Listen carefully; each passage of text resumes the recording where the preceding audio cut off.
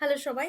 আমি আপনাদেরকে আজকে একটা ভূতের গল্প বলতে চলেছি এবং এইটা আমার বাড়িতে যে হাউস হেল্প মানে যে আমার বাড়িতে যে আ মাসি কাজ করে, ওনার সাথে এটা ঘটেছিল। উনি একদিন বলছে যে, "আমরা অনেক রাত্রের ট্রেন ধরে ক্যানিং এ ফিরছি" এবং ট্রেনে বেশি কেউ ছিল না।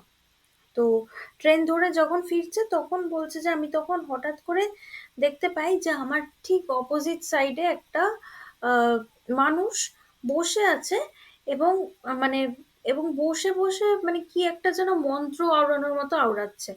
তো আমি তখন তাকে জিজ্ঞেস করি যে যে আপনি কোথায় যাচ্ছেন? তো উনি তখন বলেন যে বলছে যে তোমার যেখানে বাড়ি আমি সেখানেই যাচ্ছি এবং তোমাকে আমি রোজ ট্রেনে দেখতে পাই। তো তখন মাসি বলছে যে আমি খুব ভয় পেয়ে গেছিলাম যে এ আবার আমাকে দেখতে পায় মানে কবে আমাকে দেখেছে, কিন্তু একে তো আমি দেখিনি। নিয়ে তখন আমি তখন ওকে মানে মাসি বলছে যে আমি তখন ওনাকে বললাম যে আচ্ছা আপনার বাড়ি কোথায়, আমাদের গ্রামে তো নয়, আপনাকে তো আমি চিনি না, কোনোদিন দেখিনি। তখন বলছে যে না না আপনার আমার বাড়ি আপনাদেরই গ্রামে।